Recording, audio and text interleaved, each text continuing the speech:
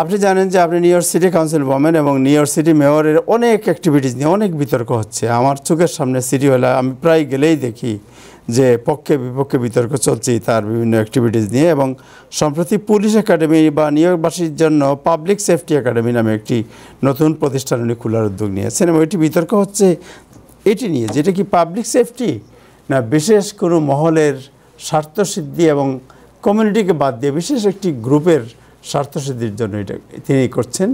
এবং এ নিয়ে অনেক বিতর্ক চলছে এখন পক্ষে বিপক্ষে। আপনি একজন আইন প্রণেতা এবং আপনি কি মনে করেন এই বিষয়টি?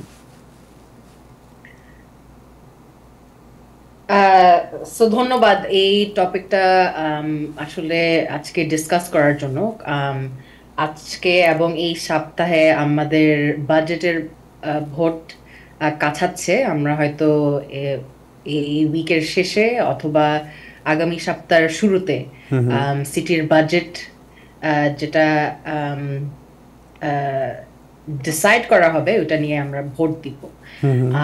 এবং সেই ক্ষেত্রে কিন্তু আজকের এই কপ সিটি অথবা যে পুলিশ একাডেমির বা ট্রেনিং একাডেমি যেটা মেয়র অ্যাডামস বানাতে চাচ্ছে, এটা এখন একটা বড় কনভারসেশনের টপিক। কারণ আমাদের এই বাজেটের মধ্যে আমরা যে লড়াই করা শুরু করতেছি বা লড়াই এখনো চলতেছে হচ্ছে যে আমাদের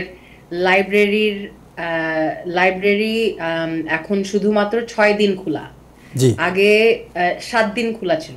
আর কাউন্সিলের একটা দাবি হচ্ছে যে 7 দিনের সার্ভিস যেন আমরা রিস্টোর করতে পারি। সো ওটা হচ্ছে একটা দাবি। সেকেন্ড হচ্ছে যে আমাদের বিভিন্ন পাবলিক স্কুল প্রোগ্রামের ক্ষেত্রে অনেকগুলা প্রোগ্রাম আর নাই বা উনি ফান্ডিং দিতে চাচ্ছে না। সো লাইব্রেরি, স্কুলস, আমাদের পাবলিক ট্রানজিট সিস্টেম, ওইখানেও আমাদের অনেক শর্টফল আছে। এবং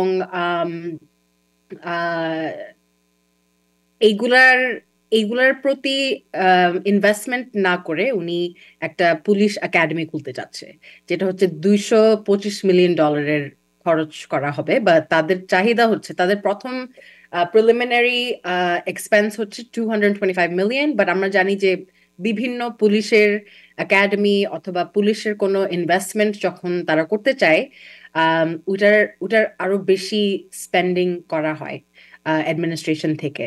সো আমার যেটা প্রশ্ন হচ্ছে, এবং আমাদের সাথে যারা অ্যাডভোকেট করতেছে, ওটা হচ্ছে আমাদের কমিউনিটি যারা পাবলিক স্কুলে পড়ালেখা করতেছে, যারা পাবলিক স্কুলে শিক্ষক, যারা ডেলিভারি ওয়ার্কার, যারা আমাদের বিভিন্ন ডাঙ্কেনে কাজ করে, যারা উবার লিফট ড্রাইভার, তাদের দাবি হচ্ছে আমরা একটা সুস্থ সেবা চাই আমাদের মেয়রের কাছ থেকে।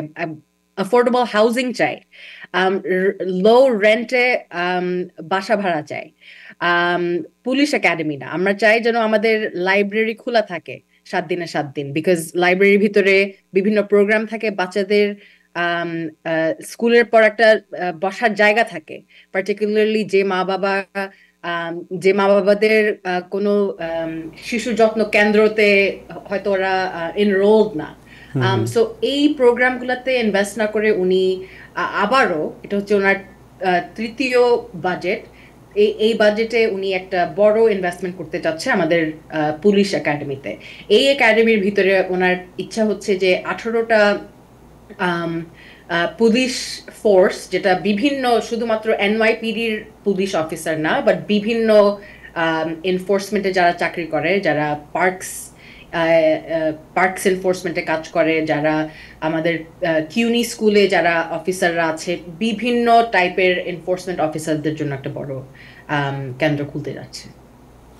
ওকে, সো আপনাদের যে position, how you are fighting in city council, কারণ এটা তো করতে হলে সিটি কাউন্সিলের অ্যাপ্রুভাল প্রয়োজন হবে। হ্যাঁ, সিটি কাউন্সিলের অ্যাপ্রুভাল লাগে, বাট আমাদের সিটি কাউন্সিলের অ্যাপ্রুভাল ছাড়াও কিন্তু মেয়র বাজেট পাস করতে পারে বা বাজেট পাস হয়ে যায়।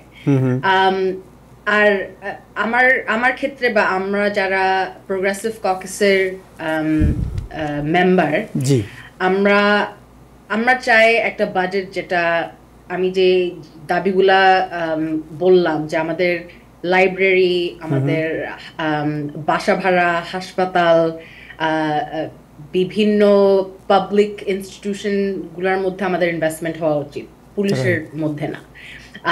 বিকজ আমরা জানি যে ওই জায়গাগুলোতে আমাদের সেফটি বাড়ে। আম, এবং ওই ইনভেস্টমেন্ট গুলাতে যদি আমরা আরো নজর দেই, তাহলে আমাদের কমিউনিটি আরো সেফ হবে।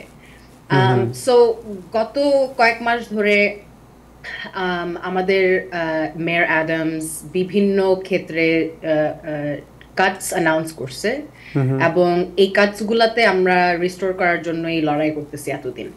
যে প্রত্যেকটা জায়গা থেকে, প্রত্যেকটা সরকারি প্রতিষ্ঠান থেকে উনি যেখান থেকে টাকা নিয়ে যাচ্ছে, উনি আমরা ওটা সব ক্ষেত্রে রিস্টোর করতে চাচ্ছি।